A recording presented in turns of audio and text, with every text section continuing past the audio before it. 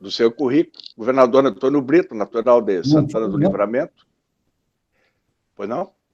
Não, digo, você vai assustar o Presser e o Antenor. Bom, foi graduado em jornalismo pela Universidade Federal, graduado em Direito pela UBRA. Como jornalista, atuou no Jornal da Semana do Grupo Editorial Sinos, como todos sabemos, Jornal ZH, TV Gaúcha, do Grupo RBS, Rádio Guaíba, do Grupo Caldas Júnior, e da Rede Globo. Foi professor na Unicinos, foi secretário de imprensa do governo Tancredo Neves, deputado federal eleito em 86, reeleito em 90, participou da elaboração da Constituição Federal de 88, presidiu a Comissão de Ciência, Tecnologia, Comunicação e Informática no biênio 90-92, foi ministro da Previdência Social do governo de Itamar Franco, de 92 a 93, governador do estado do Rio Grande do Sul, de 95 a 99, também foi autor do livro intitulado Assim Morreu Tancredo Neves, editado pela LPM, em 85. E na atividade empresarial atuou na Telefônica de Espanha, Calçados Azaleia, na Claro e na Interfarma, Associação da Indústria Farmacêutica de Pesquisa. Brevemente são... Paulo, tu queres tecer algum comentário? Podemos passar a palavra para o governador, dentro da informalidade que nos caracteriza. Perfeito, presidente Rode. Eu só gostaria de expressar aqui em nome, em meu nome, especialmente, em nome do grupo, né? Da associação os nossos agradecimentos, né, ao governador Antônio Brito pela sua generosidade em acolher o nosso pedido aqui. Temos certeza que essa conversa com ele será extremamente valiosa, especialmente nesse momento que nós estamos vivendo. Muito obrigado, governador Antônio Brito. Te devolvo a palavra. Me associo às palavras do Paulo. Governador, a palavra é sua. Fique à vontade. Primeiro, super obrigado pelo convite. Eu conheço boa parte de vocês, são pessoas que eu respeito muito. Algumas, o caso do Presser e do Antenor, companheiros lá de batalhas do século passado, em outra encarnação minha, e é um grande prazer. E diante de pessoas como vocês, eu acho que essa história de palestra não é o melhor. O melhor é a gente conversar e trocar ideia, e, enfim, me parece muito mais apropriado pela dimensão de cada um de vocês, né? Eu só, se me permitem, vou fazer algumas provocações iniciais, né? Nesse clima, assim, nesse tempo sombrio que a gente está vivendo, dentro dessa pandemia, com esse volume de mortes, de dramas, de perda de amigos, se criou, eu acho que até um mecanismo de defesa, se criou a ideia de que nós vamos sair da pandemia melhores, que essa pandemia, ela não pode, esse sacrifício todo, ele não pode ser em vão, que as coisas vão mudar ali adiante. Eu gostaria de ter certeza disso, mas eu tenho muitas dúvidas. Porque se a gente olha para o panorama mundial, a lição que a pandemia dá ao colocar em risco, acima de cultura, raça, o país, colocar a humanidade em risco, ela deveria ter como reação um momento de extremo fortalecimento do humanismo, da universalização e da divisão universal de produtos, de possibilidades, de oportunidades, mas não parece que é isso que vem aí pelo cenário, com Trump ou sem Trump, né? A gente está, infelizmente, vivendo um período onde o populismo e o nacionalismo criam muros crescentes, né?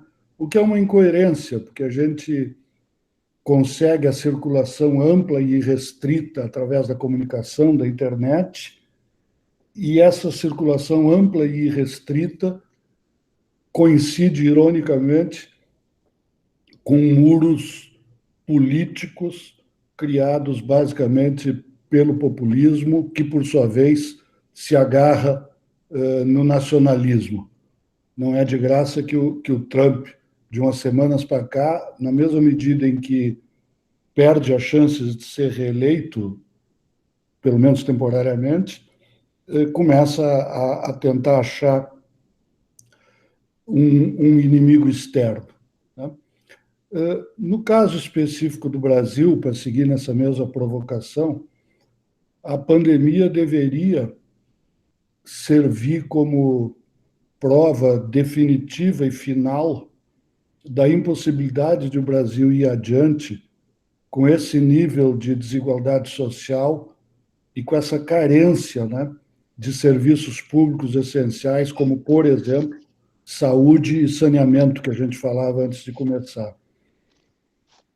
Também aí cabe dúvidas, porque assim que a pandemia passar, ou pelo menos a fase mais aguda passar, vai ser necessária uma extraordinária habilidade política, que aparentemente esse governo não tem, para conciliar um pesado investimento,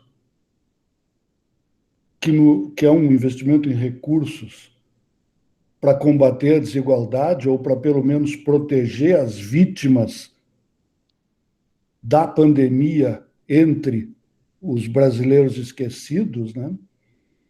De outra parte, a responsabilidade fiscal, e de outra parte, uma infindável e interminável discussão sobre de quem ou de onde saem os recursos.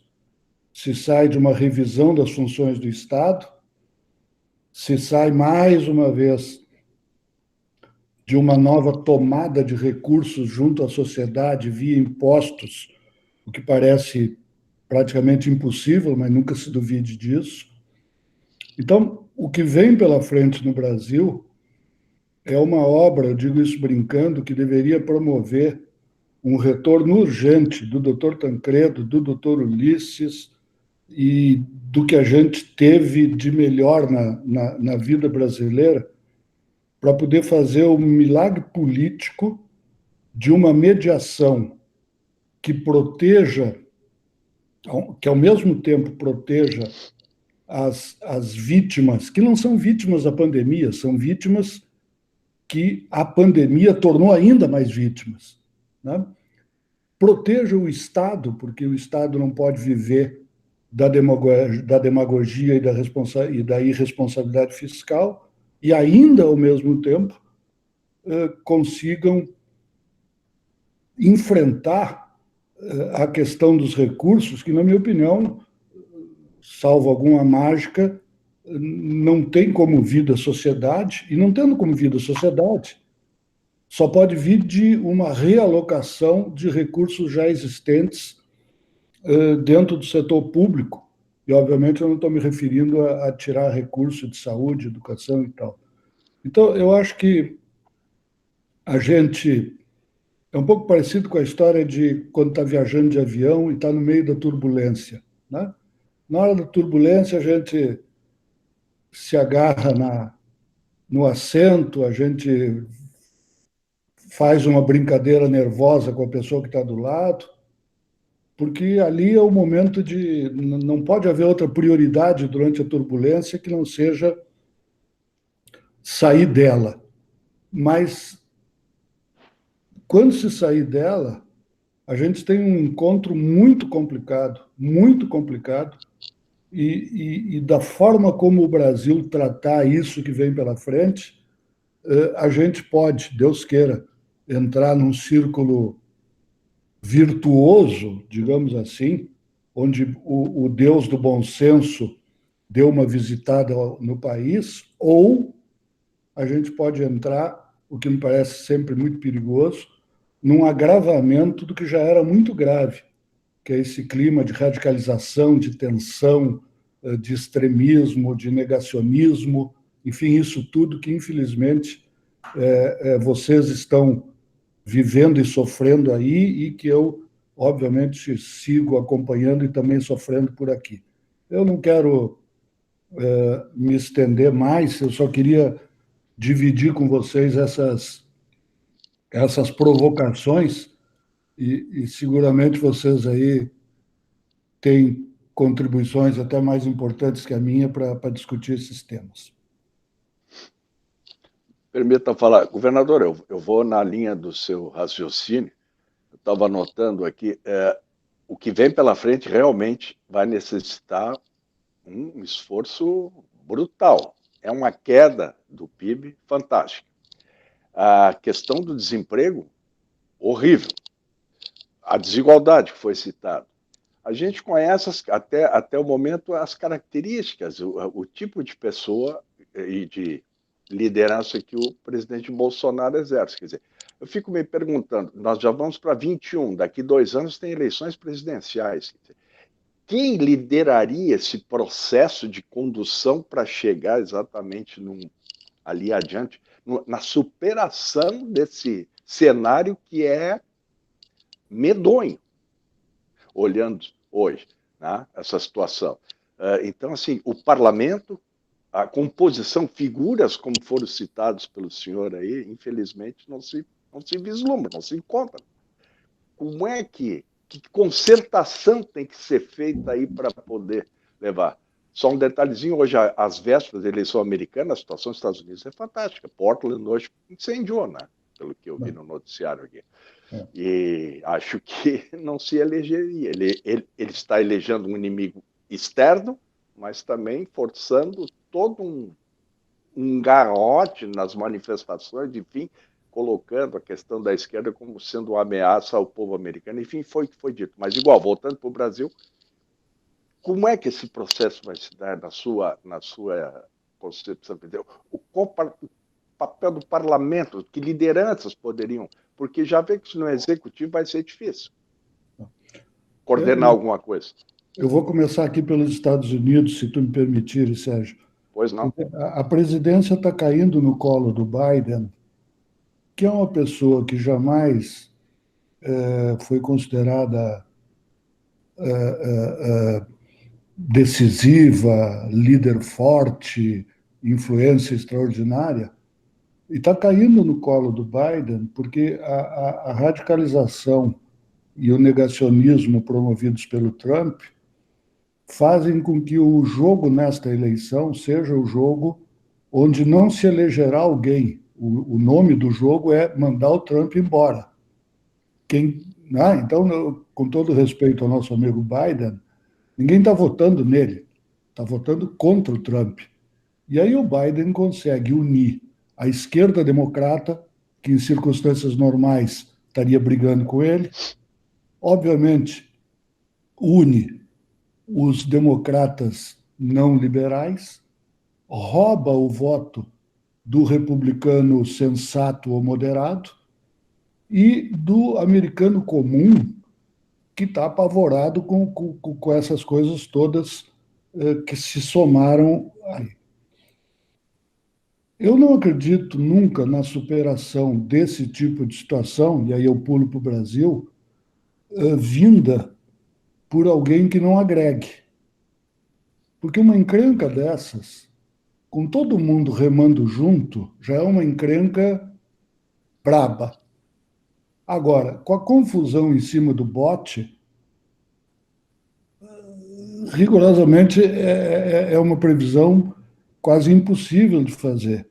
Então, eu acho que no caso brasileiro, e tem aí o Antenor, que é professor de todos nós em política, mas no caso brasileiro, eu acho que a questão de 2022 ainda não é a questão é como chegar a 2022. Tá? Passou a pandemia.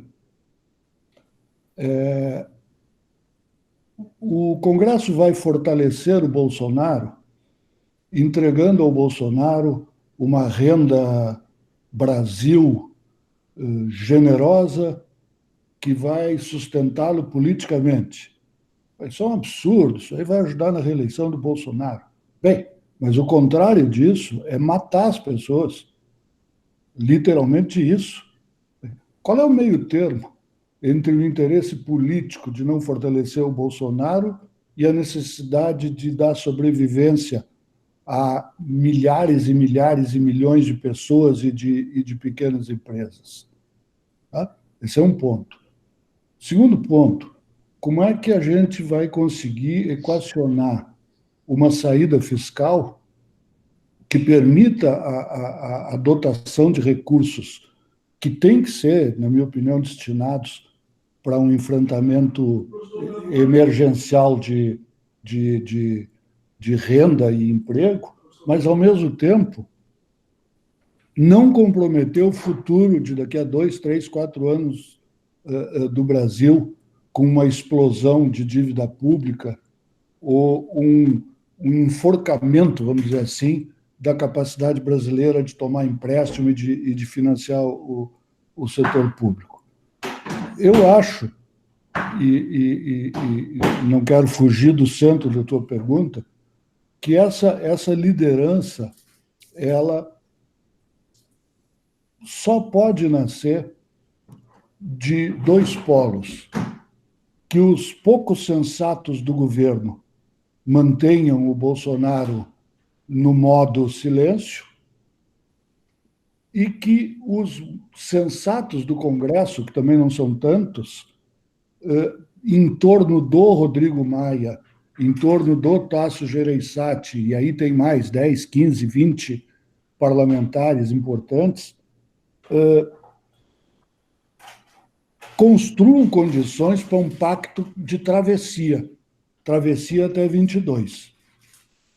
Travessia até 22. Eu não, obviamente, a esquerda petista não me parece disponível para isso.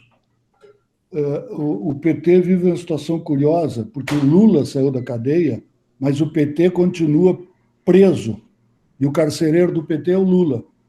Né? O Lula acorrentou e aprisionou o PT. E não vai sair desses malucos de extrema-direita. Né?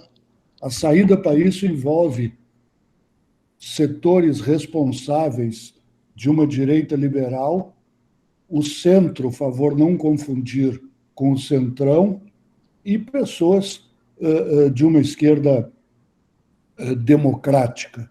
Né? Qual é o drama? O drama é que os partidos perderam importância.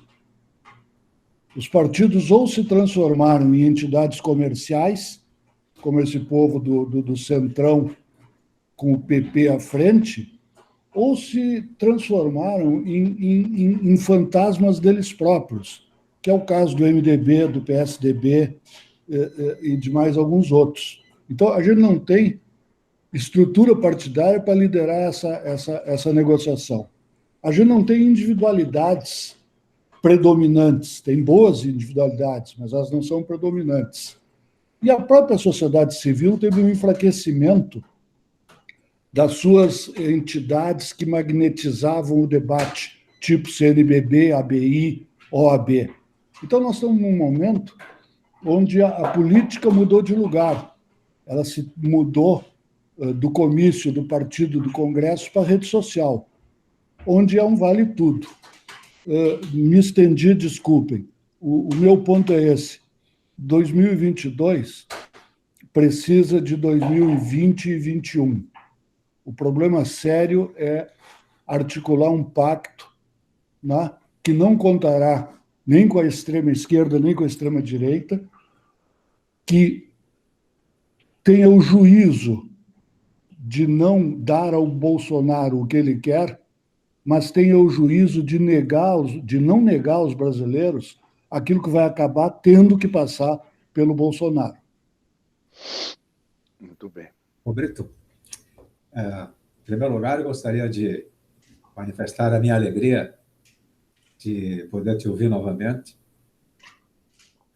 Sempre foste uma pessoa com ideias muito claras e de fácil colocação, né? E isso é muito bom. Eu fico muito feliz que eu possa te ouvir novamente. Na verdade, eu acho que tu tens razão, né, nas colocações que tu fazes, né, que é que surja alguém do centro, não do centrão, que efetivamente possa representar os anseios da população brasileira, que não esteja nem muito à esquerda nem muito à direita, né? É claro que essa figura, ela, pelo que se nota da presença do Congresso e na área política, até os seus governadores, né, não são lideranças que se destacam hoje e que possam, dizer assim, pelo menos dar uma esperança de que surja alguém, né, do centro que possa dialogar com a sociedade e possa, de um lado, digamos assim, não derrotar o presidente que se encontra aí, e que é um homem extremamente ciumento, porque não deixa que ninguém viceje ao seu lado, né? E de ministro da Saúde, vice-ministro da Justiça, e, quer dizer, quem colocar a sua capacidade um pouco acima da inteligência média do governo, ele está cortando. E eu não sei se ele teria condições de resistir por muito tempo alguém que surja ao lado dele que possa lhe fazer alguma sombra. Acho que ele não resistiria e, naturalmente, ele viria para o confronto. E esse confronto ele tem um cheiro de ditadura, né? Porque a gente nota que tem também militares insensatos, né, nessa barca, né, que está andando aí. Então, eu tenho muito receio. Acho que sim, né? Eu acho que o Congresso precisaria apoiá-lo, né, nessas medidas para que ele pudesse efetivamente atender os anseios da população brasileira, que passa imensas dificuldades, né? Essa crise, então, foi aprofundada muito mais na miséria, né? Mas ele seguramente ele não recupera mais, no meu entendimento, a imagem daquela pessoa que fez uma campanha sem rádio, sem TV, só nos meios sociais, que teve na faca daquele radical, né, um instrumento de voto muito grande, né, que não precisou enfrentar debates, etc. Na verdade, você votou contra o PT. E mesmo assim, a diferença foi tão pouca que ele não representou uma grande vitória assim, da democracia em si.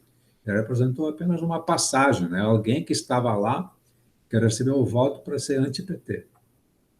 Eu acho assim, acho que o quadro de hoje não é um quadro bom, né? Que a gente possa assim olhar para os políticos que estão aí e dizer assim, olha, está aqui, né? No passado nós tínhamos o Tancredo, nós tínhamos o Ulisses, né? Tínhamos os governadores de São Paulo, alguns deles também que tinha, né, que tinha postura política que pudesse efetivamente permitir que a gente tivesse alguma esperança. O diabo é esse, não surge esperança, né? Para nós que fazemos política, né, e que gostamos da política, não surge assim uma esperança que nos dê consolo para que a gente não fique angustiado, né? Eu acho assim que é um momento de angústia no Brasil, né?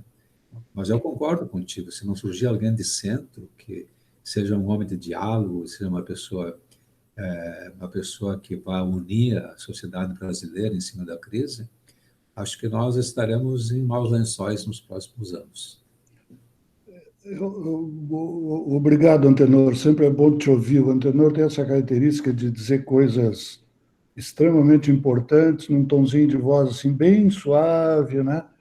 Então, ele sempre foi uma pessoa super boa de ouvir. Eu penso assim, ó, Antenor, a gente tem dois problemas. O problema de 22, eu não sei se nisso aqui vai um gesto de esperança, uma atitude religiosa ou uma análise política, mas eu acho que aquela história de que a oportunidade faz o ladrão e a necessidade faz o candidato, né? De preferência quando as duas funções não se envolvem na mesma, né? Então, a necessidade vai ter que fazer o candidato, né? Não me peçam para comprovar isso. Eu repito que pode ser uma mistura de esperança, análise e desejo quase religioso. Mas eu acho que a gente terá boas chances de construir alguma coisa para 22 em cima. Hoje não tem o nome, mas não tinha o Fernando Henrique, né? Para dar um exemplo só. Né? E, de repente, vem. Agora, sobre 22, é importante lembrar que nós estamos para tornar a coisa mais complicada que já era, nós estamos numa entre-safra generacional. Peguem a idade do presidente do MDB e do presidente do PSDB. Peguem a idade do governador do Rio Grande do Sul e dos governadores do Nordeste. Nós sempre tivemos, né, um grupo, um pelotão destacado. Saiu Tancredo, saiu Ulisses, já tinham chegado a esse estágio o Lula, o Fernando Henrique e tal, e de repente deu um gap de geração de políticos. Não é de graça que aí o seu Dória faz lá as coisinhas dele, se elege governador, o outro lá em Minas e o outro aqui, tudo um pessoal jovem. Não é de graça, Antenor, que os governadores de Estado, pela primeira vez na história da República, se elegem governadores sem ter passado por Brasília. A história da conquista dos governos estaduais, no Rio Grande do Sul e em todos os estados, sempre passou uma proeminência nacional que garantia. Nós agora temos uma geração de pessoas que não saíram dos seus estados. O Eduardo Leite, o Ratinho, o Dória, o Witzel, o Zema, o Rui Costa, o outro lá do Ceará, esses caras nunca tiveram mais do que uma expressão regional. É difícil dar o salto, então, para um governador. Né?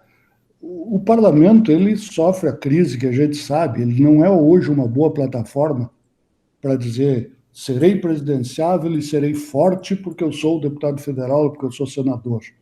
Né? Mas, repito e insisto, acho que 22, o tempo e a necessidade devem construir a solução. A lacuna mais urgente, mais preocupante, não é quem é o candidato do centro para ganhar em 22. É quem é que costura, depois de amanhã, essa confusão dessa reforma tributária, estou falando lá de Brasília, essa confusão de onde é que vai tirar dinheiro por Renda Brasil e etc, etc. É como é que a gente resolve 20, até para poder chegar em 22.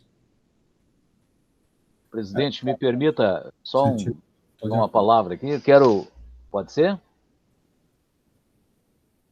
Eu quero registrar a presença na nossa sala dos amigos Paulo Roberto Fraga Zuc, engenheiro, né, e do professor Moacir Araújo de Lima, né, que já é o nosso palestrante mor, né, e também da senhora Yolanda Kleik, né, que é da Dial Tour. Sejam bem-vindos. Muito obrigado pela presença. Devolvo a palavra, presidente Rode. Bem-vindo. Bem-vindos todos. Posso falar? Claro, Avon. Fala o Presser. Tá bem. Então, primeiramente, Brito, acho que tu colocasse a dificuldade que se tem de entender o momento, né, que os norte-americanos, onde tu mora agora, chamam de VUCA, né, que vem de volátil, incerto, complexo e antagônico, né? Então, se essa é a realidade, obviamente, quem diz que conhece bem e quem sabe o futuro dela, o cara está errando muito, né? Mas, enfim, acho que a política ela sempre passa por uma concertação, né? E eu acredito que não vai haver uma liderança, mas se existir algum candidato para próximas eleições, eu acho que ele se chama bom senso, porque as pessoas, obviamente, nesse período até 22, né, ainda vai estar num forte antagonismo político, né, uma radicalidade, nessa bipolaridade que existe, que tem, entendeu? Né, e esse ódio que existe nas redes sociais. Isso não se vai dissipar, entendeu, a curto espaço de tempo. Mas, obviamente, que vai ocorrer que forças políticas vão buscar fazer uma transição nessa... Como eu acredito até que o Congresso está fazendo, né? Eu acho que o Maia está sendo um bom condutor disso, ele está intermediando um pouco as coisas, né?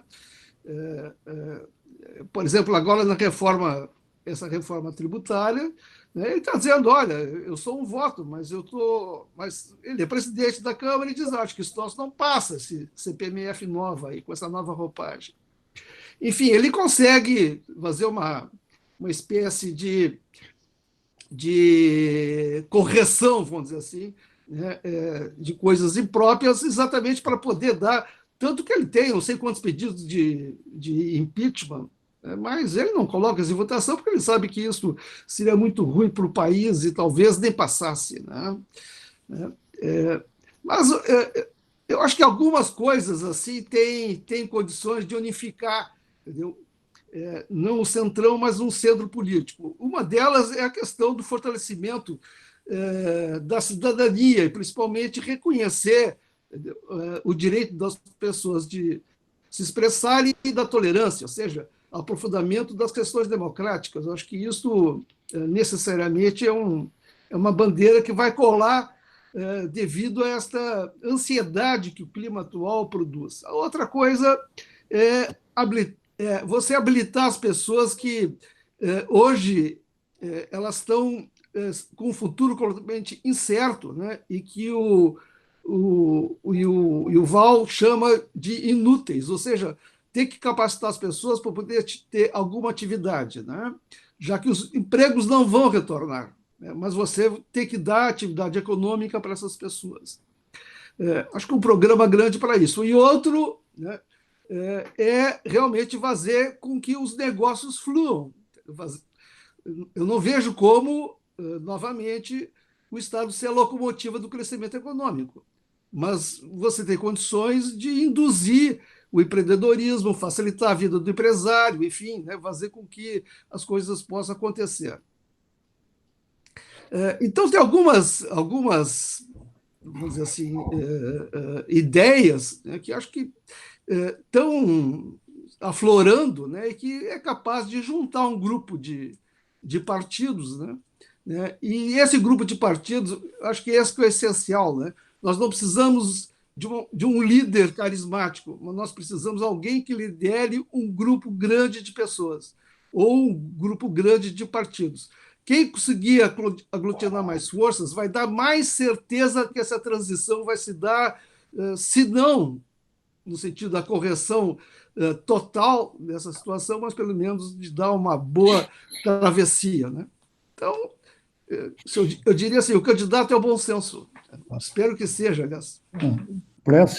O Presser sempre foi muito, muito talentoso na elaboração de programas de governo. Ele tem uma capacidade extraordinária de identificar o que podem ser pontos programáticos que sejam defendidos num processo eleitoral a nível municipal, estadual ou federal. Então, eu digo isso, primeiro, porque é de justiça, e segundo, porque esses pontos que tu estás levantando e alguns outros, eles evidentemente mostram que existe grande facilidade, até eu vou dizer, para construir uma plataforma comum que impulsione esse centro. Agora, cuidado, meu querido amigo Presser, cuidado. O Brasil gosta de centroavante, gosta de crooner em vez de maestro. O Brasil é um país que individualiza muito as relações e o candidato é decisivo, obviamente decisivo. Voltemos a 2 anos atrás. O pau quebrando entre o PT e o antipetismo, e então uma figura serena, com uma plataforma que pega esses pontos, vai ocupar o espaço do centro e vai ganhar. Geraldo Alckmin fez 3%, 4%. E a eleição foi rapidamente dominada por um sujeito berrando à direita e o outro berrando à esquerda. O centro precisa ter uma plataforma, mas precisa botar um pouquinho de tempero na comida. Essa porque, infelizmente, a eleição brasileira depende disso. Vamos para o aspecto bem prático. O PT, o chamado voto ideológico de esquerda, nos seus piores momentos, ele tem lá uns 15%, 18% dos brasileiros. Né? E o voto ideológico de extrema direita, vamos dizer assim, tem lá, vamos dizer a mesma coisa, 15%, 18%. Então, como é que as pessoas ganharam com 18% de um lado ou do outro? Bem, elas ganharam quando o maluco do Collor personificou a força e a esperança para os humildes. Quando o sensato do Fernando Henrique se elegeu pelo real. E o centro só ganhou eleições de 1989 para cá, quando teve o que dizer para o brasileiro pobre. Quando o real esgotou o seu valor como moeda política, o espaço foi entregue à personificação da mesma esperança para as pessoas pobres, 4 vezes o Lula, 2 diretamente, 2 por interposta pessoa, que foi a Dilma. E o Bolsonaro ganha muito pelo antipetismo, é correto, mas também por trazer alguma coisa. Qual é o desenho hoje? O Bolsonaro está trocando de turma. O Bolsonaro está hoje de chapéu de vaqueiro, está aí na internet, fazendo comício no Nordeste e distribuindo Bolsa Família, digo, Renda Brasil. E quem olhar a pesquisa sobre Bolsonaro mostra que claramente ele trocou de turma. Ele perdeu o pessoal antipetista do Sul e do Sudeste, que está apavorado com as maluquices. Não perdeu todos, mas perdeu uma boa parte. E ele rapidamente, e é só por isso que ele continua com 30%, apesar de tudo, ele está indo lá buscar, na mesma fonte, onde o Fernando Henrique, via Real, e o Lula, via a sua própria história, construíram. O centro precisa saber o que dizer para o pobre, para o brasileiro, infelizmente o brasileiro médio, que é o muito pobre. E esse o que dizer não é só uma questão de plataforma, de ter respostas objetivas e melhores que essas últimas sobre saúde, sobre educação, sobre emprego, mas é também ter o software para dizer. Eu adoro o Geraldo Alckmin, mas se tu soltar o Alckmin em Caruaru, ele não consegue o voto, nem das frutas que estão na feira famosa de Caruaru. É preciso ter um software para chegar nas pessoas. Né? O problema no Brasil é que o software está sempre a serviço do populismo ou do extremismo. Não é de graça que as pessoas começam a cogitar do Luciano Huck. Né? Não é de graça que... pega lá o João Amoedo do Novo. Puta, maravilhoso, fantástico, para prefeito da Rua Faria Lima. Tá certo? Então, a figura, o Antenor entende isso mais do que eu, a figura para ocupar esse espaço de centro não pode ser para pregar para os convertidos. Ela tem que ganhar a eleição. E, para ganhar, tem que ter, na minha opinião, um discurso fortemente social,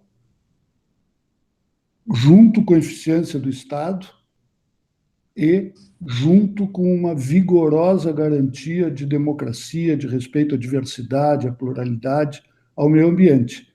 Mas se isso for dito de forma livresca, de forma bacharelesca, nada impede que o Bolsonaro e um candidato à esquerda, talvez não o do PT, mas o Ciro, não sei quem, façam o segundo turno.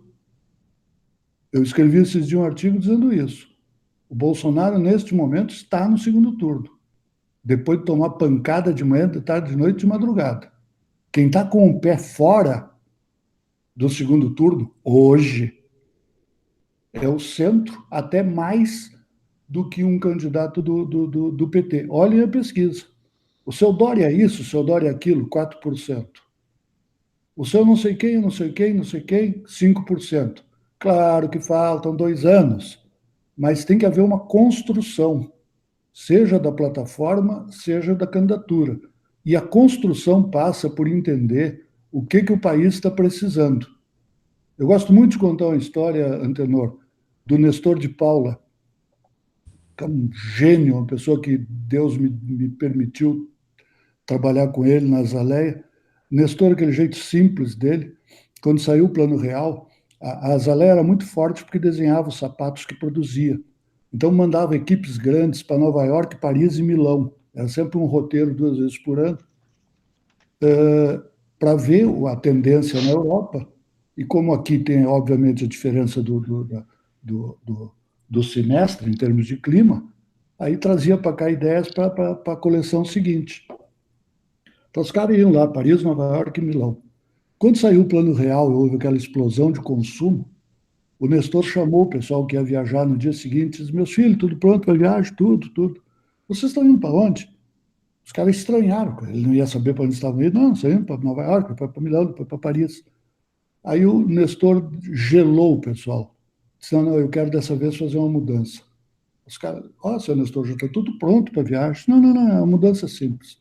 Vocês vão a Paris, vão a Nova York, vão a Milão, mas na volta, deem uma passadinha em Viamão, Gravataí, Nova Iguaçu e Guarulhos, para olhar para o pé das pessoas que a gente tem que começar a vestir. O nosso grande problema é que a gente conhece muito o pé. Tucano, por exemplo, Tucano está mais à vontade em Paris do que em Guarulhos. Mas na hora da eleição, a eleição é em Guarulhos, não é em Paris. Muito bem. Colegas.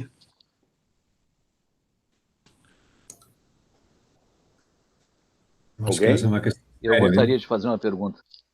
Uma questão séria, porque... Só um pouquinho, Paulo. Fique à vontade, Ferrari. Sim. Vestir um candidato com tempero, se ele não tem algum tipo de vivência, é muito complicado. Né? Mas é verdade, tu tens razão, Brito, estou inteiramente de acordo contigo. Um candidato de centro que não tiver tempero, ele está fora da eleição, porque para o segundo turno vão os dois mais votados, que vai ter que 20, 22, 3% já está no segundo turno. O Bolsonaro está no segundo turno. Né? E por estar no segundo turno, está esperando que alguém venha com tempero para ir para o segundo turno com ele. Claro. Senão poderá ser um candidato de esquerda. Aí ele vence facilmente. Claro. É que ele joga, ele só joga. O jogo político dele é jogar para os 30%, para os 25%. Não está interessado com a maioria, está interessado por isso, porque sabe que no final ele vai disputar com a esquerda e vai ter o mesmo resultado passado. Né? O Lula e o Bolsonaro são sócios hoje na política brasileira, porque um depende do outro para ter chance. A melhor coisa que pode acontecer para o Bolsonaro é um fortalecimento do PT como alternativa a ele. E a melhor coisa que pode acontecer para o PT é um fortalecimento de apenas o Bolsonaro como alternativa a ele. Porque aí quem está no centro ou vota na direita para evitar o PT ou vota no PT para evitar o Bolsonaro. Eles são os dois acionistas únicos, cada um com 50% das ações do empreendimento eleitoral de 2022. Um jogando as fichas no outro. Interessa o fortalecimento de um e outro. Claro. Paulo Reis. Governador Antônio Brito, há um dito popular aí que diz que a única profissão que hoje pode ser invadida é de jornalista, né? Todos são jornalistas, né? Então eu vou me atrever agora, eu vou lhe fazer uma pergunta como se jornalista fosse. Qual é a perspectiva do governador Antônio Brito retornar para a vida política? Com esse tipo de pergunta, tu seria demitido de qualquer jornal. Olha, eu vou te contar, eu vou te responder com uma história. No dia que e o Antenor e o Presser conhecem essa história, ela também.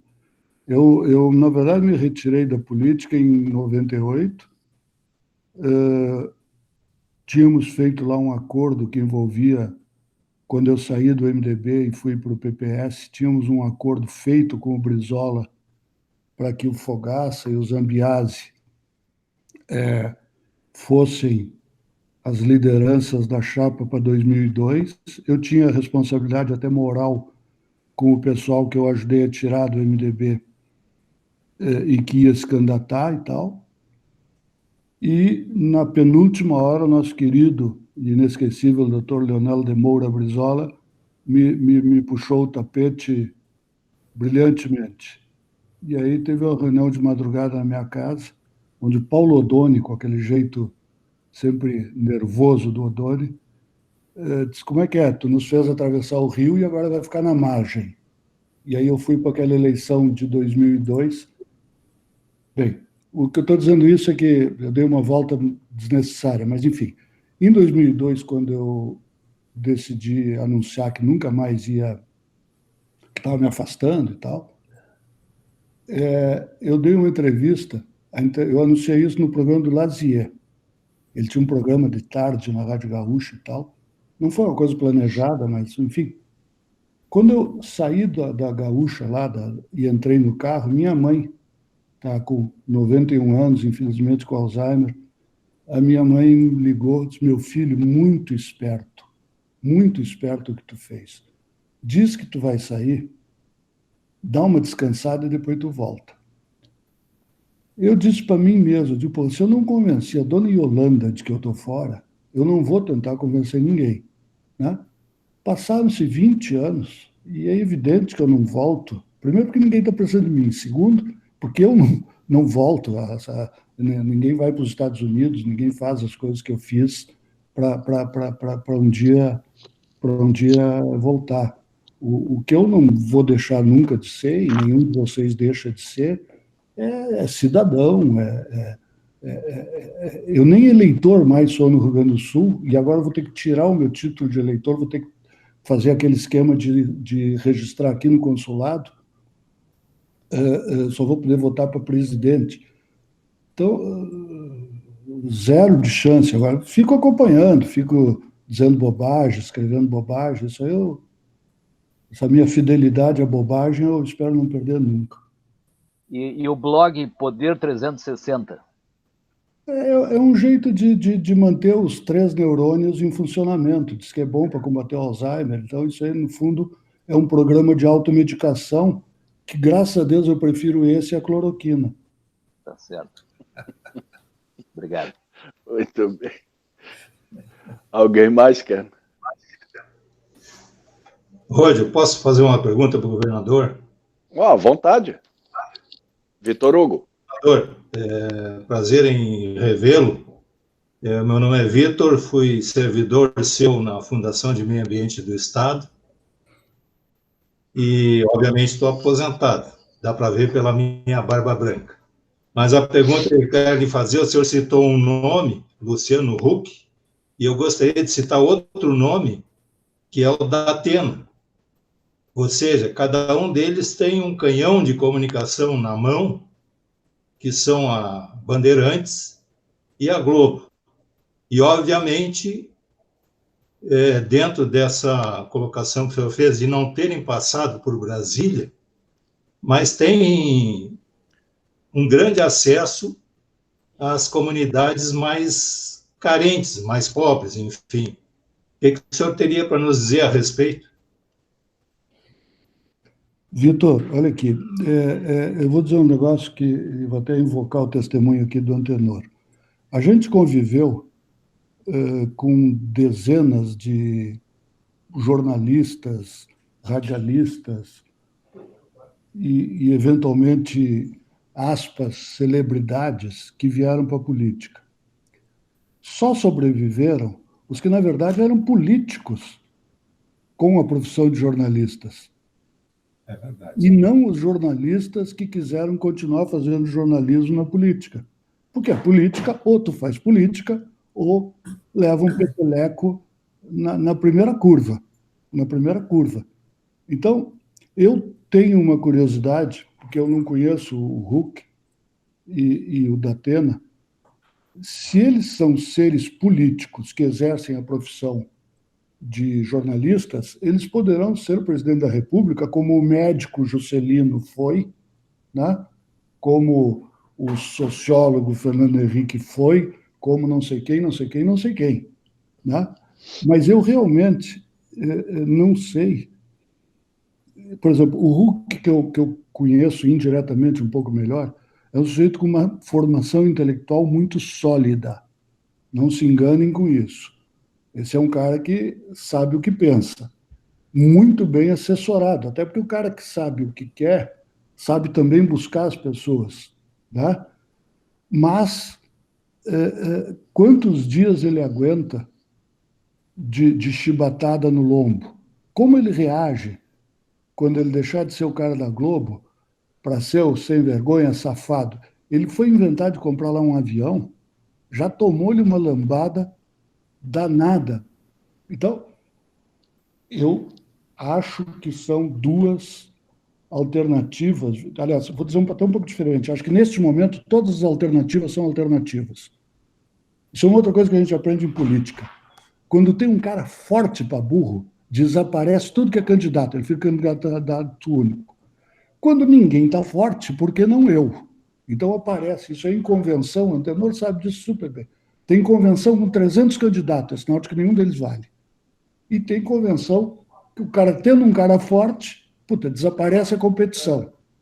Desaparece a competição. Então, neste momento, não tem cara forte. Não tendo cara forte, todo mundo deve ser observado, e mais do que observado, a gente deve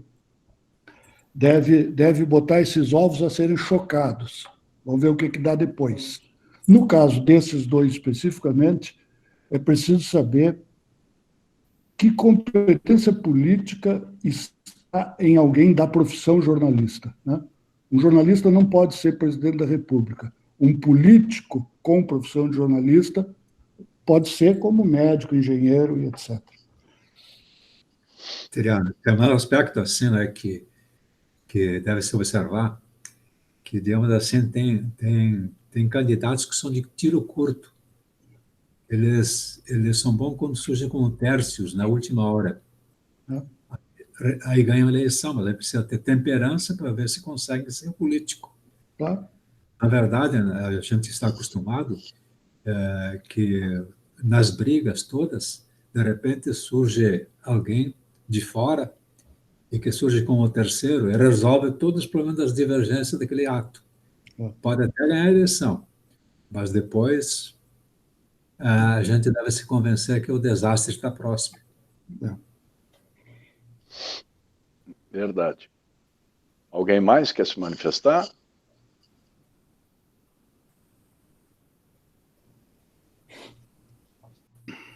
Silêncio, Paulo? Mariana do Grêmio. Silêncio.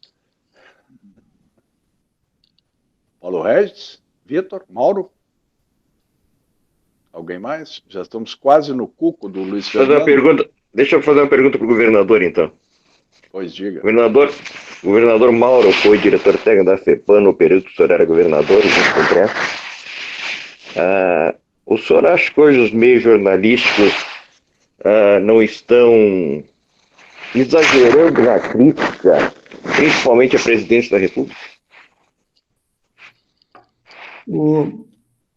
Mauro, tem uma expressão gaúcha, que é o entrevero, né? Deu um entrevero. Né? Quando dá entrevero, tu não sabe de quem é a perna, de quem é a cabeça, nem de quem é o braço. Né? Então, tu tens o PT avançou contra a consciência brasileira e tentou meter o pé em cima da imprensa, a imprensa veio e, com apoio da sociedade, foi para cima do PT, certo?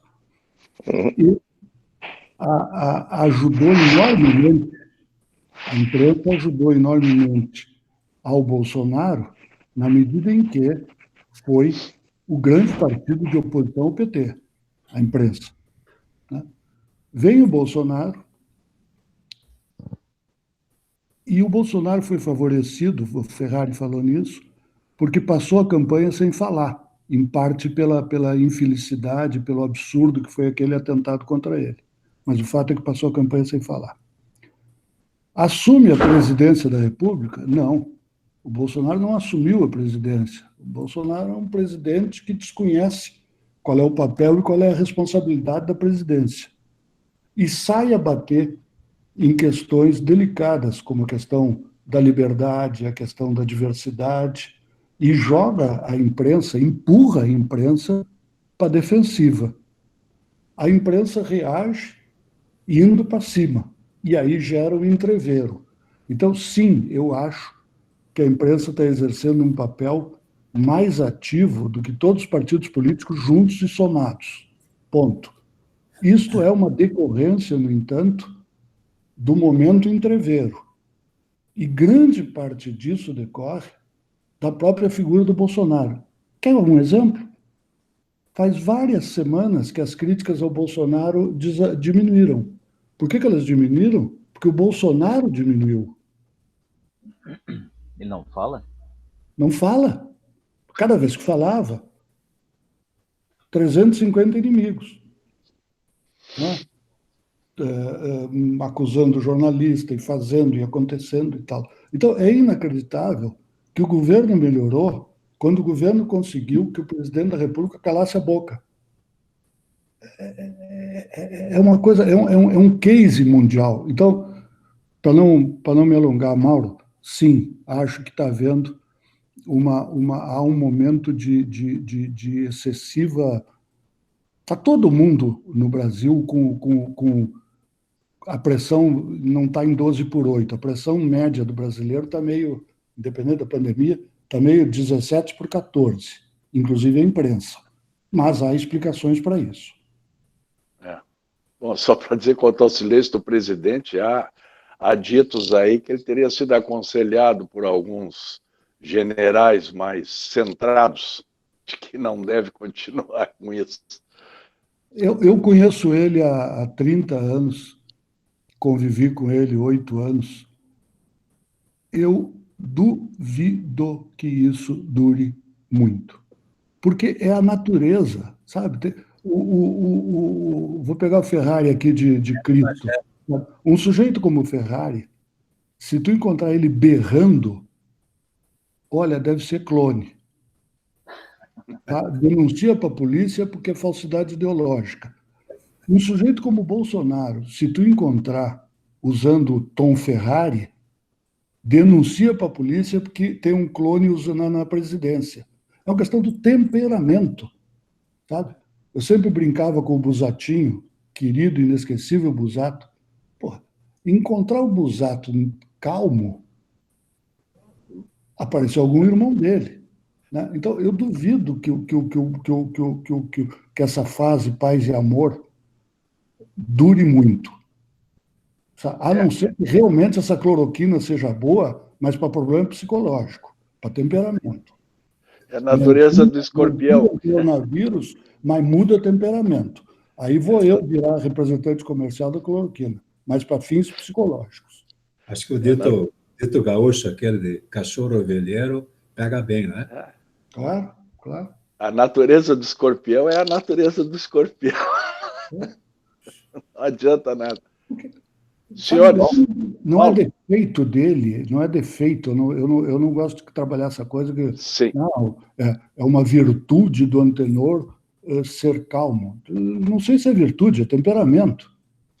Ele poderia ser uma grande figura e ser um agitado, tipo Busatinho, né?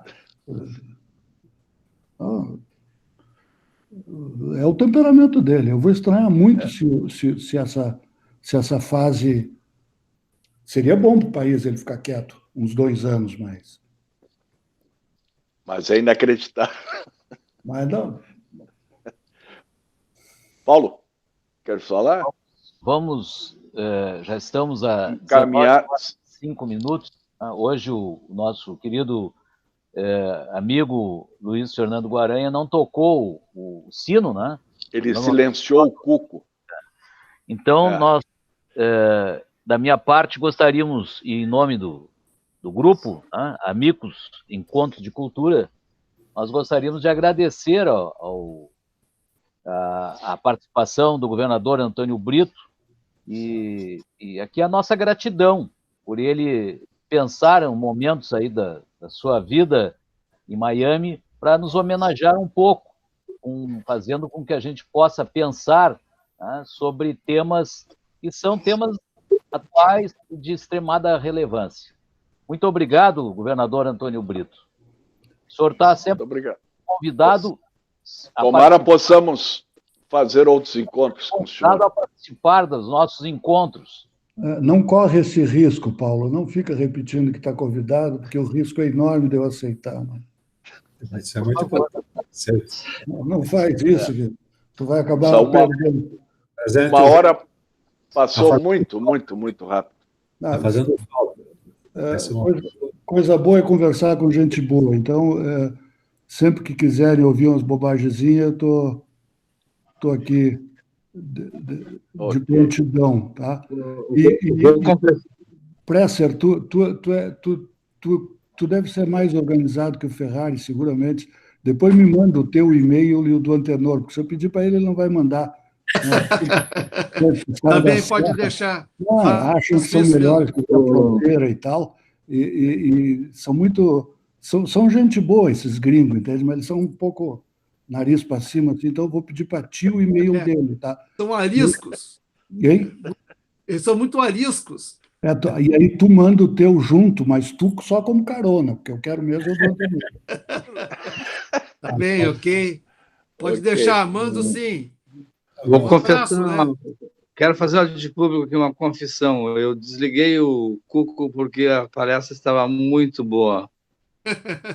Não, realmente. Muito boa. A impressão foi que uma hora teve só 20 minutos. Obrigado. Muito obrigado. Obrigado a você. Um prazer. Bom final de tarde. Abraço. Tchau. Tchau. Um abraço. Saúde.